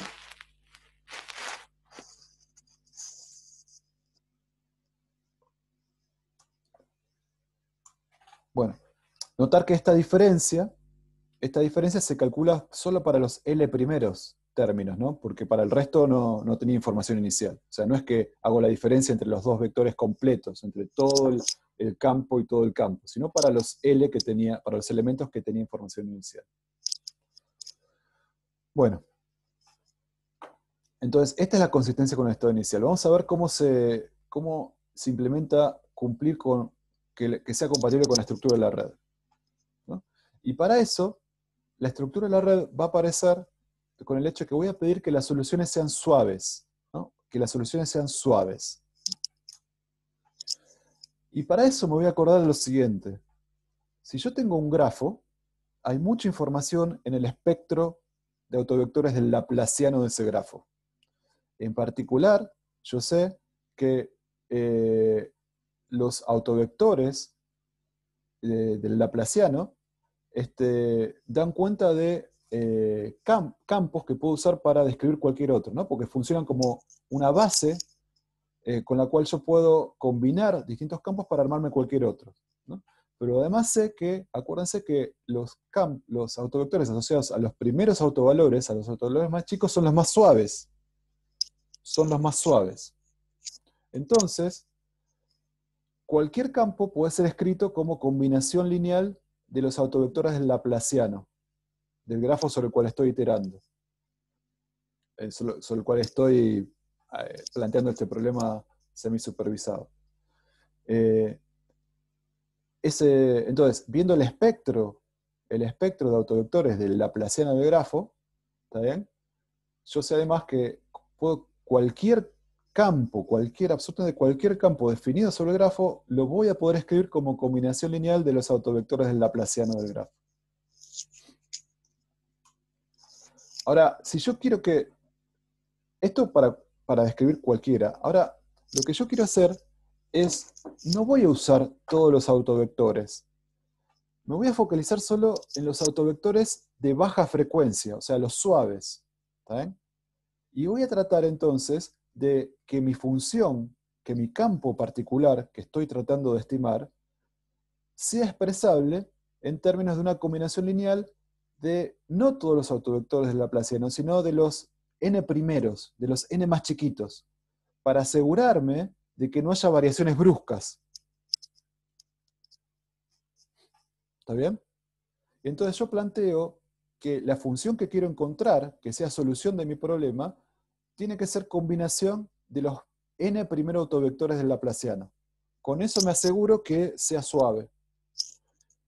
Y además, lo que voy a hacer es encontrar los valores estos a sub i que hagan que sea mínima la diferencia del campo inferido con el etiquetado inicial. O sea, que sea consistente con el etiquetado inicial bajo la premisa de que sea una función suave. ¿Y cómo cumplo que sea una función suave? Bueno, no metiendo acá autovectores de auto-autovalor, ¿no? Que son los que más rápido varían, de más frecuencia varían. Entonces, me restrinjo a los campos suaves, combinando los autovectores solo hasta el... Perdón. Acá está mal, acá debería ser... Bueno, no, claro, solo hasta P, ¿eh? Solo hasta P, que son los P primeros. Y para ese subespacio de funciones, elijo la mejor, la que más se parece a la que más me achica esta cantidad, ¿no? Y entonces lo planteo como un problema de minimizar, de encontrar los parámetros A1, A2, A3, hasta A sub P, que hacen que esta combinación minimiza esta norma que está acá.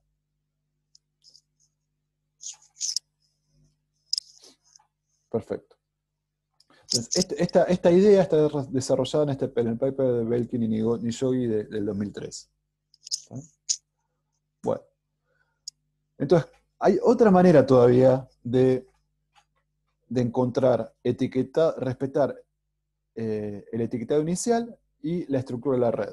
¿Está bien? Y involucra lo que se conoce como regularización en grafos. ¿Qué quiere decir lo siguiente?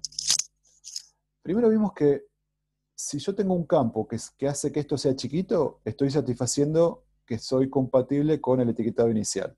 ¿Está bien?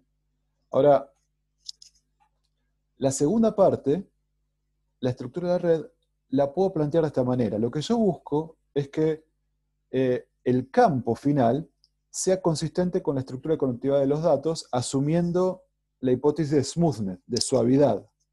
Entonces, lo que le voy a pedir es que valores cercanos en el grafo, no cercanos, conectados directamente, no es una métrica, sino es conectividad.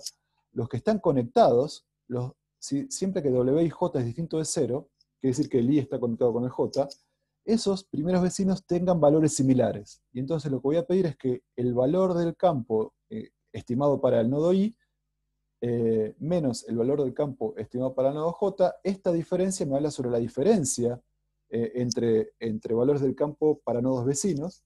¿Está bien? Y monitoreando entonces esta cantidad, esta cantidad penaliza justamente cambios bruscos entre nodos conectados, entre nodos primeros vecinos. Y cuanto más intenso sea el enlace que los une, más pago yo que lo que tengo acá sea diferente a lo que tengo acá, ¿no? Porque este término se hace más grande. ¿Estamos de acuerdo? Entonces, este término penaliza que nodos vecinos en el grafo tomen valores diferentes. Fíjense que acá tengo I sombrerito e I sombrerito, ¿no? Es el campo. Y acá tengo I sombrerito menos el I inicial, ¿no? Son los valores iniciales. ¿Cuánto me alejo inicialmente de los valores iniciales? Y que primeros vecinos, que nodos primeros vecinos tengan valores similares. ¿Se entiende lo que estoy capturando acá y lo que estoy capturando acá?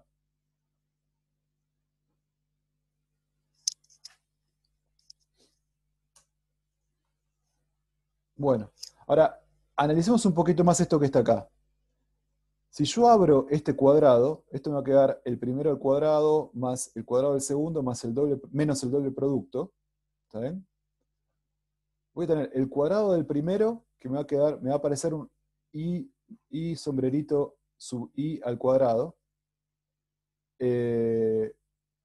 Lo mismo para el cuadrado de este, me va a quedar un I sombrerito J al cuadrado, multiplicado por W y J, los dos, y con dos sumatorias, una sobre I y otra sobre J. ¿Sí? Así que esos dos términos, esos dos cuadrados, es esto que está acá. ¿Sí? Es esto que está acá, absolutamente esto que está acá. Y el doble producto es esto que está acá. ¿No? Lo único que hice fue abrir el doble producto. ¿Sí? Ahora, fíjense que es interesante, porque esto es, lo puedo pensar como que es tomar el vector I, aplicarle esta matriz D menos W, D menos W, y multiplicarlo por I traspuesto, ¿no? Por el vector I traspuesto. Y esto que está acá es el laplaciano combinatorio. Es el laplaciano combinatorio. Si ustedes se acuerdan, el laplaciano era una matriz definida semidefinida positiva, y por lo tanto, esta forma bilineal es siempre mayor o igual que 0. ¿No? Es siempre mayor o igual que 0. ¿No? Que es esto que está acá. Es lo que vemos acá. Entonces, este término, L aplicado al campo y producto interno con I traspuesta, con el campo, cuando yo lo hago, en realidad lo que estoy haciendo es haciendo esto. Entonces, esto va, el laplaciano aplicado de esta manera y contraído con el campo, va a tomar valores bajos cuando la distribución de valores sobre el grafo sea suave. Cuando haya mucha variabilidad entre un nodo y sus vecinos, esto va a ser grande. ¿Ven? Esto va a ser grande. Entonces, las dos premisas, el etiquetado inicial se tiene que respetar y la estructura de la red tiene que aparecer con la idea de suavidad, las puedo integrar en una función de costo, un hamiltoniano, una función de Lyapunov, como quieras llamarlo, de dos términos. El primer término penaliza el apartamiento del etiquetado original y el segundo término penaliza cambios bruscos en el etiquetado. O sea, esto habla de la suavidad. Y matricialmente es la norma de esta diferencia entre campos, entre campos restringidos solo a los nodos etiquetados, sub L, y a esta forma bilineal que da lugar al laplaciano del grafo. ¿Estamos bien?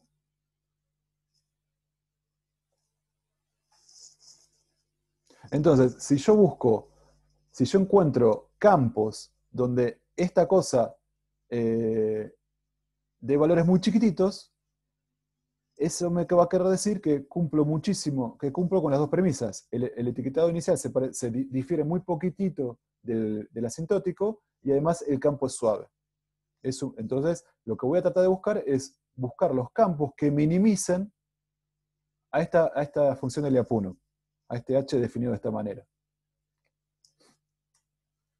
Se trata de encontrar el etiquetado que minimice esta especie de hamiltoniano, si quieren, lo que fuera. En la práctica, se suele agregar un término de regularización acá, epsilon, que lo que hace es romper cierta degeneración. O sea, de todos los etiquetados posibles, se queda con el que tiene menor norma. ¿Está bien? Se queda con el que tiene menor norma. ¿Está bien? Bueno. Entonces, con esta idea, de lo que se trata es de encontrar el campo sobre el grafo que haga que esto tome el menor valor posible. Entonces, hay varias estrategias para hacer esto. Una estrategia es la de forzar las etiquetas de los datos conocidos para que siempre ocurra esto, de tal manera que esto siempre sea 0, y bueno, y el resto lo uso para inferir los valores, de manera de minimizar esto que está acá. ¿Está bien? Y la otra estrategia es no forzar a que esta igualdad ocurra, sino que dejar que pueda violarse en algunos puntos. De todas formas, este término va a hacer que esa dispersión sea chica, y buscar entonces el etiquetado que minimice la versión completa del hamiltoniano. No solamente la del laplaciano, sino la completa. En general, esta estrategia es preferible porque es más efectiva para lidiar con posibles ruidos en los datos de entrada. Supóngase que los datos de entrada no son todo lo limpio, todo lo coherente que pueden ser, y en realidad esta estrategia permite corregir esas posibles malos etiquetados en función de la información que está embebida en el grafo, ¿no? Entonces muchas veces se suele elegir la estrategia la segunda. Entonces, empecemos a ver esto que está acá. Lo primero que voy a hacer es escribir,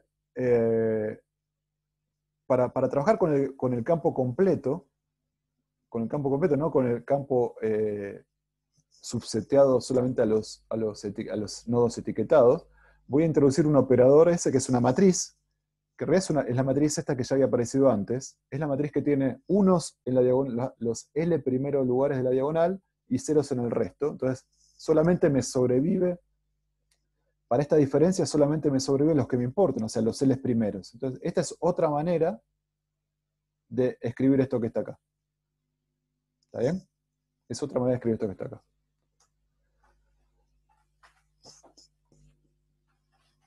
Entonces yo ahora quiero encontrar el campo que minimice esto, y para eso lo que voy a hacer es tratar de encontrar cuál es el extremo, un extremo de H en función del campo. Entonces, si yo derivo con respecto al campo, estas formas cuadráticas, acá aparece SI estrella menos SI sombrero menos SI, traspuesta por SI estrella menos SI, ¿no? Todo así es la expresión. Cuando yo derivo con respecto al campo, me va a quedar esta expresión que viene del primer término de derivar este cuadrado, esta multiplicación por sí mismo, digamos.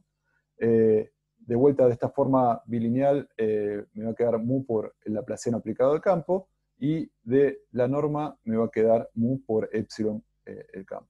Esta es la derivada entonces del hamiltoniano con respecto al campo. Y fíjense que lo que hice ahora es sacar factor común el campo estimado, y sombrerito. Y sombrerito está acá con S, acá está con mu con L, y acá está con mu con epsilon, que es esto que está acá. ¿Está bien? Y queda este término S menos S por I, que es este que está acá. Y todo esto tiene que ser igual a 0. O sea, voy a pedir que sea 0. Lo que quiero decir es que el campo este tiene que cumplir que cuando le aplico esta matriz y le resto esto, me tiene que dar igual a 0. Ese es el campo, el que satisface eso es el campo extremo. Bueno, no voy a entrar en detalles, pero si calculan la segunda derivada es esta otra matriz que está acá, y es una matriz definida positiva, para epsilon mayor que 0, y lo que quiere decir que sea definida positiva es que tengo esta situación, básicamente las formas bilineales son cóncavas, y por lo tanto el extremo este es un mínimo. ¿Está bien? Y entonces puedo asegurar que el costo se minimiza, es el mínimo cuando satisface el campo que satisface esto, minimiza el costo. Es un extremo, pero además es el mínimo. Bueno, y pedir que esta igualdad valga, simplemente paso el SI para este lado, y después a esto que está acá, lo paso para otro lado como si fuera la matriz inversa, si es inversible. Y esta es la expresión entonces algebraica con la cual yo puedo determinar el campo. ¿Sí? Puedo determinar el campo. ¿Este campo qué es? Es el campo que minimiza a esta expresión. ¿Sí? O sea que difiere poco del etiquetado inicial, o sea, respeta muchísimo al etiquetado inicial, y además es muy suave respetando la estructura de conectividad del grafo. El campo queda muy suave. Este es el campo que lo logra. Este que está acá.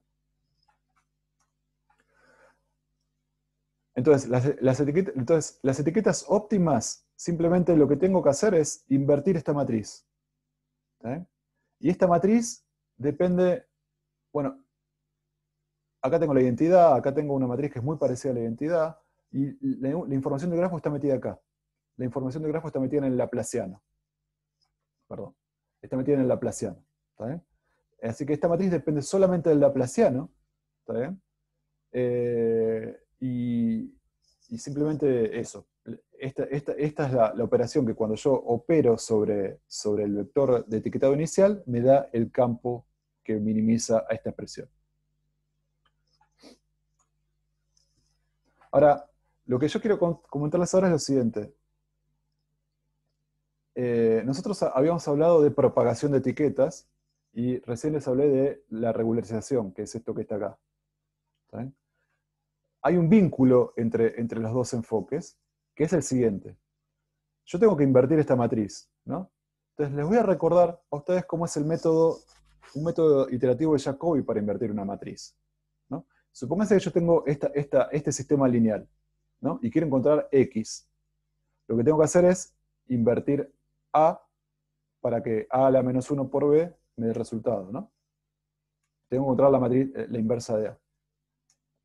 Entonces, el sistema de ecuaciones original es este que está acá. Todos los elementos de la matriz A por X, es esta multiplicación expresa estas ecuaciones, ¿no? Esta es la primera fila de A por X. Bueno, ya saben, multiplicar matrices. Bueno, entonces lo que plantea el método iterativo de Jacobi es lo siguiente. Fíjense que si yo quisiera despejar X1 de acá, yo debería pasar todo esto restando al miembro derecho y dividirlo por A11. O sea, si yo a B1 le resto todo el miembro derecho y divido por A11, despejo X1. Lo mismo con X2, etcétera, etcétera. Lo mismo con Xn. ¿Está bien? Ahora, eso, obviamente, yo todavía no sé quién es X2, X3, Xn para encontrar X1, ¿no? Y tampoco para el resto, ¿no? Pero esto se tiene que cumplir. Entonces, lo que propone el método de Jacobi es estimar esto de manera iterativa. ¿Qué significa esto? Empezar con un ansatz sobre cuánto tiene que valer X, el vector X, y meterlo, como vimos siempre, ¿no? Esta cosa recursiva donde aparece la incógnita del lado izquierdo y del lado derecho, resuelta de manera iterativa, significa, empiezo con un ansatz de cómo debería ser, calculo el miembro izquierdo y reinyecto en el miembro derecho, y calculo el miembro izquierdo, etcétera, etcétera, ¿no? Entonces, el método iterativo lo que propone es, a tiempo t, usar los valores que yo creo que son válidos a tiempo t del miembro derecho para estimar los del miembro izquierdo, que los considero como los valores a tiempo t más 1, reinyecto y así sucesivamente, ¿no? Es un método que ya venimos usando varias veces y que cuando yo acá encuentro convergencia, ¿qué encontré? Y encontré un vector X que satisface esto que está acá, ¿está bien? Pero por lo tanto, satisface esto que está acá, así que encontré la solución que quería. ¿Bien? Invertí entonces, si quieren, la matriz A a la menos 1. Bueno, es un método para resolver un sistema de ecuaciones más que para invertir una matriz, ¿no? Ahora, fíjense lo siguiente. Entonces, el método iterativo de Jacobi es este que está acá. Tengo un sistema de ecuaciones y encuentro la solución de manera iterativa. Ahora, nosotros acá tenemos también una situación donde tenemos X, acá una matriz que sería A a la menos 1, esta sería nuestra matriz A, y este sería nuestro B. ¿Está bien? Entonces, es esto que está acá. Bueno, en realidad es X igual a la menos 1 por B. ¿Está bien? Pero entonces podemos aplicar exactamente esto para encontrar quién es nuestra solución X, que sería el campo que estamos buscando. O sea, X es nuestro campo que queremos estimar, B es SI, y A, en nuestro caso, es esta matriz que queremos invertir. ¿Está bien? La iteración de Jacobi resulta, si ustedes hacen los reemplazos, les queda esto que está acá. Que si ustedes recuerdan, o les pido que después lo revisen, es exactamente el algoritmo de propagación número 2 que vimos. ¿Está bien? Es exactamente el algoritmo de propagación número 2. Entonces, existe un vínculo muy fuerte entre minimizar esta expresión y propagar las etiquetas con las reglas que parecían medio sacadas de la galera del algoritmo número 2. ¿Se entiende? Ambas situaciones dan como resultado un campo suave sobre el grafo, suave porque estoy seguro que voy a encontrar el mínimo y por lo tanto esto va a ser lo más chico posible, también satisfaciendo que respeto el etiquetado inicial. ¿Está bien? Y bueno, teniendo en cuenta un término de regularización que acá se hacía evidente que lo que hacía era controlar que él no esté dividiendo por algo demasiado chiquito. Bueno, hay otras variantes. Yo puedo elegir otras formas de minimizar, como esto de lo que había dicho. Yo puedo acá poner un montón de información que a mí me parezca razonable para después buscar los campos que son compatibles con esos digamos, términos de Lagrange, o como quieran llamarlo. Entonces, este es otro algoritmo. Este es el primero que les acabo de mostrar. Este es otro que tiene un par de diferencias con el primero. Primero está lo siguiente. Fíjense que esto es un poquito diferente de esto que está acá. Acá lo que estoy haciendo es interesante. Lo que estoy haciendo acá es, acuérdense que esta S lo que hacía era poner a cero todos los elementos de I que no sean los etiquetados inicialmente. Esos no participaban en este término, digamos. Acá sí. Acá sí. Acá estoy directamente haciendo la resta de todo el campo con todo el campo etiquetado. Este SI representa lo siguiente. Este SI, acuérdense, son los valores iniciales, que son no nulos solo para donde tengo información, lo otro lo pongo en cero. ¿Está bien? Entonces, esta parte que está acá, esto que está acá, en realidad, lo que hace es lo siguiente. Cuando se trata de los nodos etiquetados, entonces estoy haciendo lo de antes. Estoy haciendo lo de antes. Ahora, la parte no etiquetados, le estoy pidiendo que cuando le resto 0 sea chiquita, ¿no? Entonces lo que estoy haciendo es minimizando la parte no etiquetada.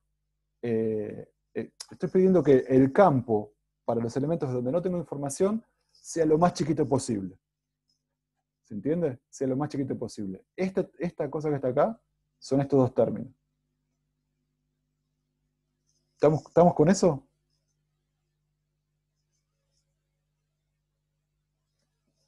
Bueno, piénsenlo, tranquilos después. Y la otra diferencia con respecto a lo anterior era que estoy ponderando acá por la raíz del grado del nodo I y del nodo J. ¿Está bien? Entonces, las dos diferencias son el primer término, que busca ajustar bien las etiquetas conocidas, pero además favorece el valor de etiquetas muy pequeños, o sea, cercanos a ceros para no etiquetados. ¿Está bien? Y por otro lado, las etiquetas están normalizadas por la raíz cuadrada del grado cuando se computa la similaridad. ¿Está bien? Bueno, entonces, una cosita más. La razón de meter esto que está acá, es para que le cueste a un nodo, o sea, un nodo para dejar de valer 0 tiene que pagar acá. ¿Está bien? Tiene que empeorar un poco este término. Cuando me alejo de 0, esto crece. Entonces, solamente mis soluciones van a tener valores distintos de 0 cuando gane un montón con el otro término, porque si no, este término me lo penaliza. Entonces, solamente levanto de 0 valores cuando hay muy buena evidencia por este otro término de que tengo nodos cercanos que tienen valores más altos que 0 y conviene entonces levantarlo porque perdería mucho más acá si lo dejo en 0 que de la otra manera. Entonces, actúa también como una regularización. O sea, achata todo y si lo quiero sacar de 0 tengo que pagar. Tengo que pagar con una penalización acá. ¿Está bien? Entonces, este término funciona como regularización. Tiende a penalizar soluciones cuando se alejan de 0. Al igual que eso antes lo hacía acá. Eso antes lo hacía acá, en el otro tipo de abordaje, ahora lo hago acá adentro. Bueno, no voy a entrar en detalles, pero porque se puede hacer la cuenta, pero esta manera de expresar el término de smoothness hace que cuando yo lo escribo como matriz aparezca el laplaciano, pero no operando sobre i, sino sobre d a la menos un medio de i. ¿Está bien? D a la menos un medio de i. O sea, el término laplaciano no opera sobre, como aparece acá, sino sobre d a la menos un medio de i.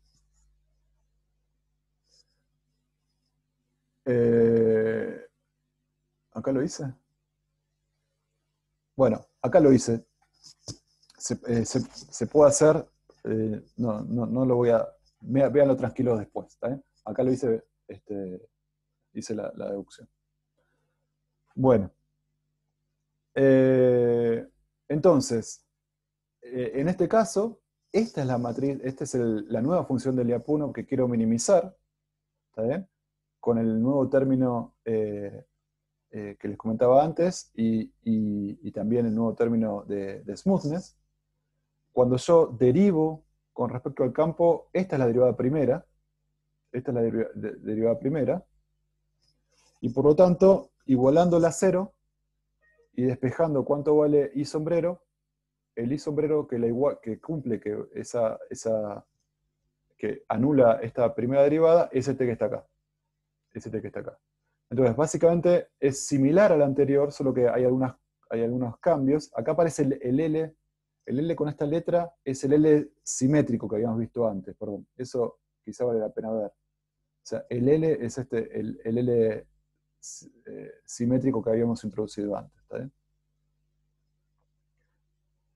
Bueno, cuando yo planteo la iteración de Jacobi para resolver este problema, háganlo, no es difícil, se puede ver que la iteración de Jacobi coincide con esta regla de update, que era el algoritmo 3 de propagación de etiquetas. Entonces, nuevamente, hay un vínculo, o sea, lo que vimos como el algoritmo de Level Propagation en su versión número 3 está muy relacionado con minimizar este hamiltoniano, que cuya idea básica es la misma que la anterior, es parecerse al etiquetado original y variar suavemente, pero implementa esas restricciones de manera un poquito diferente. ¿Está bien? Y eso es lo que se implementa también con el algoritmo número 3. Bueno, exacto.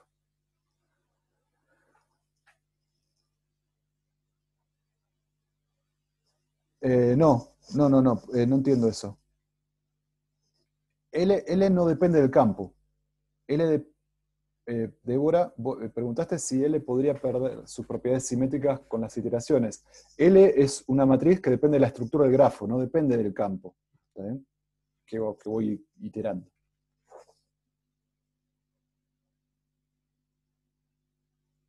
Bueno, o sea, resumamos.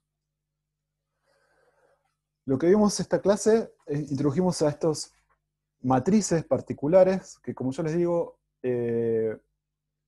son, al igual que la matriz de adyacencia, condensan muchísima información del grafo. Y además, lo podemos pensar como operadores que actúan sobre el grafo. Y bueno, dentro de sus propiedades, muy importante el espectro de autovectores, por ejemplo, que plantea. Hay toda una parte que no vimos en la materia, que se llama clustering espectral, que trabaja con la idea de los autovectores del grafo, del laplaciano. ¿Está bien? No lo vimos. Quizás la próxima vez lo comente, pero no lo vimos.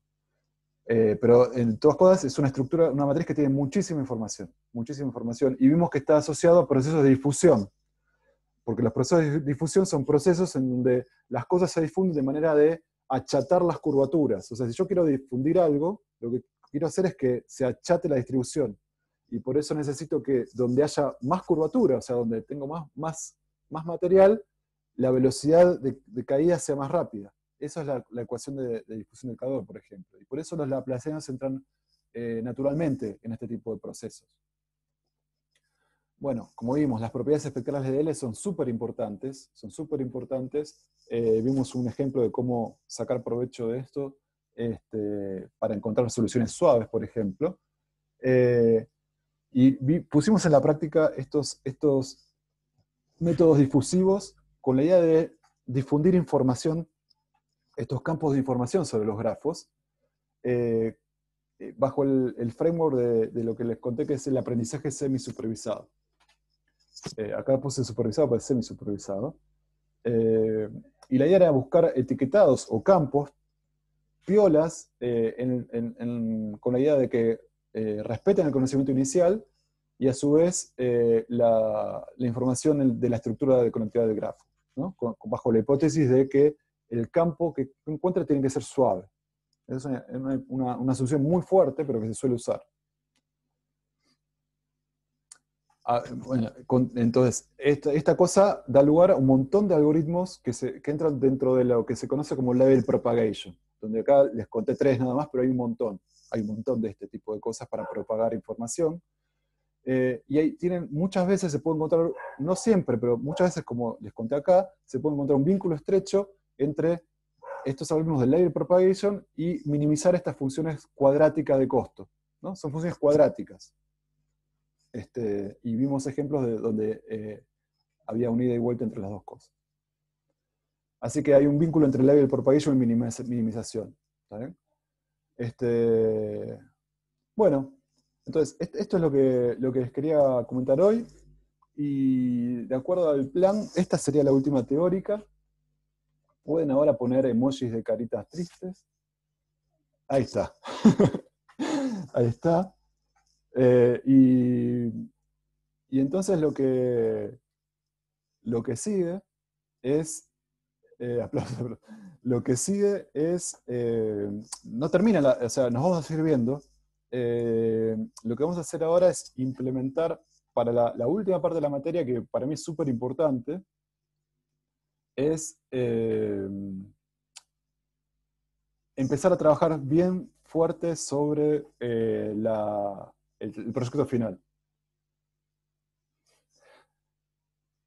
Sí, bueno, les cuento una cosa. En la versión